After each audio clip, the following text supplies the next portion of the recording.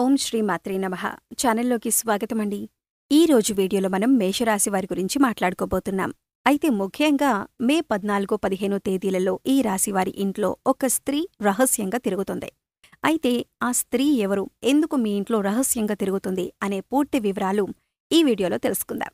అలాగే ఈ సమయంలో మీరు చేసుకోవలసిన దేవతారాధన, అలాగే ప్రతికూల ఫలితాలను అనుకూలంగా మార్చుకోవటానికి చేసుకోవలసిన పరిహారాల గురించి వివరంగా ఈ వీడియోలో తెలుసుకుందామండి.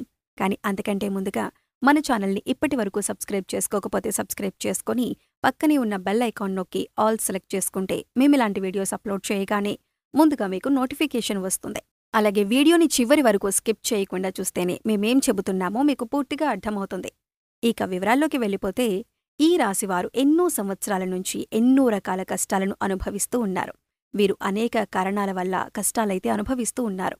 ఆ కష్టాలన్నీ కూడా పోయే రోజైతే రానే వచ్చింది. అదృష్టం కలిసి రావటానికి, మీకు అదృష్టం తెచ్చిపెట్టటానికి ఆ దేవత పరితపించిపోతుంది అంటే మీరు నమ్ముతారా? అయితే ముందుగా మనం ఈ రాశివారి గురించి తెలుసుకుందాం. ఈ రాశివారి మనసు చాలా మంచి మనసు. అన్ని రకాలైన సుగుణాలు, మంచి లక్షణాలను కలిగి ఉంటారు. ప్రతి పనిలోనూ ఈ రాశివారు చాకచక్యాన్ని చూపిస్తారు. ఏ పనైనా సరే, అది వర్క్ కానీ ఇంట్లో ఫ్యామిలీ అయినా సరే సరిగ్గా బ్యాలెన్స్ చేస్తారన్నమాట. ఎదుటివారి వల్ల ఎటువంటి కష్టాన్ని, నష్టాన్ని ఫ్యామిలీకి రానివ్వరు. వారి వల్ల మీరు కూడా ఎటువంటి కష్టాలు పాలవకుండా జాగ్రత్తలు తీసుకుంటారు. వీరికి చేతనైనంత వరకు కూడా ఎదుటివారికి సహాయం చేస్తారు. అంతేకాని అన్యాయం మాత్రం ఎట్టి పరిస్థితుల్లో ఈ రాశివారు ఎదుటివారికి చెయ్యరు అని చెప్పొచ్చు. చాలా స్వచ్ఛమైన మనసుని చెప్పుకోవచ్చు. మీరు ఎంత ఎదిగినా ఒదిగి ఉంటారు. ఎదుటివారు ఏదైనా వీరికి నష్టాన్ని కలిగించే ప్రయత్నం చేశారనుకోండి, ఆ విషయం వీరికి తెలిసిందనుకోండి, అస్సలు వీరిని ఆపటం ఎవరి తరం కాదని చెప్పొచ్చు. అలానే వీరికి ప్రేమ లేదని చెప్పటానికి లేదు. ఎందుకంటే ఈ ప్రేమ కూడా ఎక్కువగానే ఉంటుంది. ఎంత ప్రేమను చూపించగలుగుతారో అంతే పగని కూడా వీళ్ళు చూపించగలుగుతారు. అంటే వీరికి కోపం, ప్రేమ రెండూ సమానంగా ఉంటాయి. వీరికి దైవానుగ్రహం ఎక్కువగా ఉంటుంది. మిగతా రాశుల వారితో పోల్చుకుంటే కనుక ఈ రాశివారికి ఓర్పు కానీ, సహనం కానీ, పట్టుదల కానీ, ఏదో ఒకటి సాధించాలనే తపన కానీ చాలా ఎక్కువని చెప్పుకోవచ్చు. వీరికి ఊహ తెలిసిన దగ్గర నుంచి చాలా కష్టాలను అనుభవించారు. అలాగే ప్రతి ఒక్క కష్టం నుంచి ఒక గుణపాఠాన్ని కూడా నేర్చుకున్నారని చెప్పొచ్చు. ప్రతి ఒక్క గుణపాఠాన్ని పాజిటివ్గా తీసుకుని ఒక్కొక్క మెట్టు ఎక్కుతూ ఉన్నత స్థితికి చేరుకున్నారని చెప్పొచ్చు. వీరి యొక్క స్వభావం అలాగే మాట తీరు ఆకర్షణీయంగా ఉంటుంది. ఎదుటివారిని ఇట్టే ఆకట్టుకునే మాట తీరు వీరికొక గొప్ప లక్షణమని చెప్పుకోవచ్చు. వీరు రీసెంట్గా అంటే ఇప్పుడున్న ఈ కొత్త సంవత్సరంలో మే 14-15 తేదీలలో వీరికి ఒక స్త్రీ కారణంగా చాలా రకాల అదృష్టం కలిసి రాబోతుంది. కొన్ని ప్రమాదాల నుంచి కూడా వీళ్ళు బయటపడతారు. వ్యాపారపరంగా వచ్చే నష్టాల నుంచి కానీ, వాహనాల పరంగా కానీ చూసుకున్నట్లయితే, వృత్తి ఉద్యోగపరంగా చూసుకున్నా కొన్ని నష్టాలు మీరైతే పొందుతారని చెప్పొచ్చు. ఆ నష్టం అనేది గడపదాకా రాకుండా వెళ్ళిపోతుంది. ఇక దానికి కారణమేంటి అని చూసినట్లయితే కనుక కేవలం ఒక స్త్రీ అని చెప్పుకోవచ్చు. కొన్ని సందర్భాలలో అది చిన్న విషయమైనా కానివ్వండి, పెద్ద విషయమైనా కానివ్వండి, కొన్ని అసలు సంబంధం లేని విషయాల్లో మీకు కష్టాలు వచ్చి పడుతూ ఉంటాయి. అయితే ఇప్పటివరకు మీకు కష్టాలు రాలేదు కాబట్టి సరిపోయింది. ఒక్కవేళ వచ్చి ఉంటే కనుక గుక్క తిప్పుకోలేరంటారు గదా, అటువంటి కష్టాలు పడవలసిన పరిస్థితులు ఎదురవుతాయి. అయితే ఇప్పుడు ఆ యొక్క స్త్రీ మిమ్మల్ని అటువంటి కష్టాల నుంచి తప్పించిందని చెప్పుకోవచ్చు. ఎంతో నష్టపోవలసిన పరిస్థితి, కానీ ఆ దేవత మీరు బయటికి వెళ్ళినా, మీరు ఇంట్లో ఉన్నా కూడా ఆ దేవత మిమ్మల్ని వదలకుండా పట్టుకుని తిరుగుతూ ఉంటుంది. ఇంతకీ ఆ దేవత ఎవరు అని మీరు అనుకుంటున్నారా?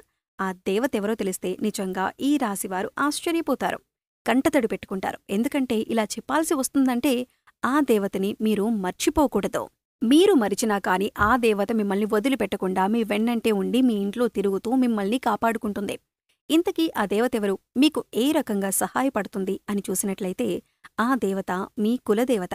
మీ పెద్దవారిని అడిగితే మీకు ఆ కులదేవత ఎవరు అని చెబుతారు. మీ తల్లిదండ్రులు కానీ, మీ నాయనమ్మ కానీ, తాతయ్య కానీ, లేదా వాళ్ల వెనుకున్న తరాల వారు బ్రతికి ఉంటే వారిని కానీ అడిగితే మీకు కరెక్ట్గా చెప్తారన్నమాట. అంటే మీరు గత కొన్ని తరాల వారిని అడగొచ్చు, లేదా మీ దూరపు బంధువులు ఎవరైనా సరే పెద్దవాళ్లు ఉంటే వారిని అడిగినా కూడా మీ కులదేవత ఎవరు అని చెబుతారు.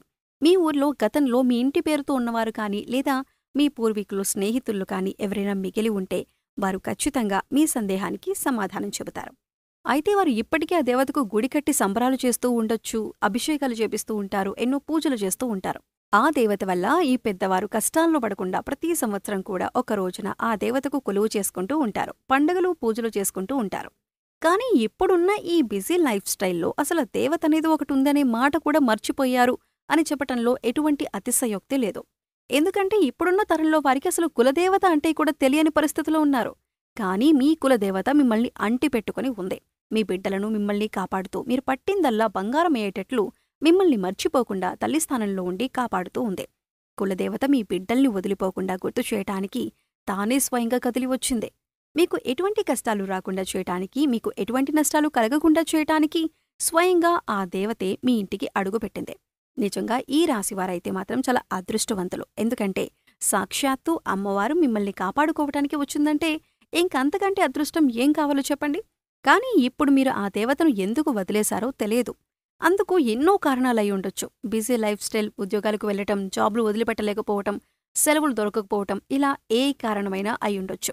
కానీ మీరు ప్రస్తుతం ఉన్న సిచ్యువేషన్లో ఆ అమ్మవారు ఎవరు, అమ్మవారి గుడి ఎక్కడుంది అని మీ పూర్వీకుల ద్వారా తెలుసుకుని అమ్మవారికి పూజల్లాంటివి చేస్తే అమ్మవారు మిమ్మల్ని ఇంకా పై స్థాయికి తీసుకువెళ్తుంది. మీ బిడ్డల్ని కాపాడుతూ ఉంటారు. మీ ఆస్తిపాస్తులకు రక్షణ కలిగిస్తూ ఉంటారు. మీ పెద్దవారికి ఫోన్ చేసి ఆ దేవత ఎవరు అని కనుక్కోండి. ఆ దేవత ఫోటో అయినా కాని తెచ్చి ఇంట్లో పెట్టుకోండి. ఆ ఊరికి గుడికి వెళ్ళటానికి కుదరదు, మేమితర దేశాల్లో స్థిరపడిన వాళ్ళం, ఆ దేవత ఫోటో అయినా కొనుక్కొని తెచ్చుకొని ఇంట్లో పెట్టుకోవచ్చు. ఆ దేవతకు ప్రతినిత్యం దీపారాధన చేయండి. ఏ పండుగ వచ్చినా ఆ అమ్మవారికి ధూప దీప నైవేద్యాలు సమర్పించడం ద్వారా ఆ దేవత మిమ్మల్ని అంటిపెట్టుకుని ఉంటుంది. ఒక రకంగా మీరింకా కష్టాలు అనుభవిస్తున్నారు అంటే కనుక ఆ దేవతని మీరు వదిలేశారు కాబట్టి మీకు ఒకదాని తర్వాత ఒకటి కష్టం వస్తుంది. ఈ విషయాన్ని గమనించండి. కులదేవతకు ప్రాధాన్యతనివ్వండి. ఇలా చేయటం వల్ల మీకు కష్టాలు రానివ్వకుండా మీకు ఏదో ఒక రకంగా సూచనగా కులదేవత మీకు గుర్తు చేస్తుంది. కాబట్టి ఇప్పటికైనా ఆ దేవతను వదలకుండా, ఒక్కవేళ ఆ దేవత కనుక మీరు గుడికి వెళ్లలేకపోతే ఫోటో పెట్టుకుని నిత్య దీపారాధన చేయండి. పండగ రోజుల్లో విశేషించి ధూపదీప నైవేద్యాలు సమర్పించండి. ఖాళీ సమయం దొరికినప్పుడల్లా ఆమె నామస్మరణ చేసుకుంటూ ఉండండి. అలాగే ఏ పని మీద మీరు బయటకు వెళ్తున్నా, ఏ కార్యం చేస్తున్నా ఆ దేవతను తలుచుకోండి. ఇలా చేస్తే మీరు పట్టిందల్లా కూడా బంగారం అవుతుంది. భార్యాభర్తల మధ్య సమస్యలు తొలగిపోతాయి. వృత్తి, ఉద్యోగ, వ్యాపారాల్లో అభివృద్ధి చెందుతారు. కాబట్టి ఇలా చేసి మీ జీవితంలో ఎంత మార్పు వస్తుందో మీరే తెలుసుకోవచ్చు. ఇకపై మీ జీవితంలో ఎటువంటి కష్టాలు ఉండవు. అప్పుల బాధలన్నీ కూడా తీరిపోతాయి. పితృరుణాలు లేదా పితృదోషాలు వంటివి వెనక తరాల నుంచి ఏవైనా వస్తున్నట్లయితే వాటి నుంచి కూడా బయటపడతారు.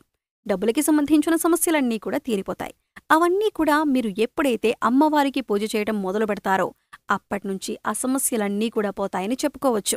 కాబట్టి ఆ దేవత ఎప్పుడూ కూడా మిమ్మల్ని అంటి పెట్టుకొని మీకు అన్ని రకాల సమస్యలైతే తీరుస్తున్నారు. సో చూశారు గదండి, ఈ రాశివారికి మే 14, 15వ తేదీలలో ఏం జరగబోతుంది, ఏ స్త్రీ మీ ఇంట్లో రహస్యంగా తిరుగుతోంది, ఆమెకు ఏం కావాలి అనే అంశాలను ఈ వీడియోలో మనం వివరంగా తెలుసుకున్నాం కదా. ఈ వీడియో మీకు నచ్చినట్లయితే లైక్ చేయండి. మీ ఫ్రెండ్స్ అండ్ ఫ్యామిలీ మెంబర్స్లో మేషరాశివారు ఎవరైనా ఉంటే వారితో వీడియోని షేర్ చేసుకోండి. అలాగే ఇప్పటివరకు మన ఛానల్ని సబ్స్క్రైబ్ చేసుకోకపోతే సబ్స్క్రైబ్ చేసుకొని పక్కనే ఉన్న బెల్ ఐకాన్ నొక్కి ఆల్ సెలెక్ట్ చేసుకుంటే మేమిలాంటి వీడియోస్ అప్లోడ్ చేయగానే ముందుగా మీకు నోటిఫికేషన్ వస్తుంది. మరో చక్కటి వీడియోతో మళ్ళీ కలుద్దామండి. ఓం శ్రీ మాత్రే నమః.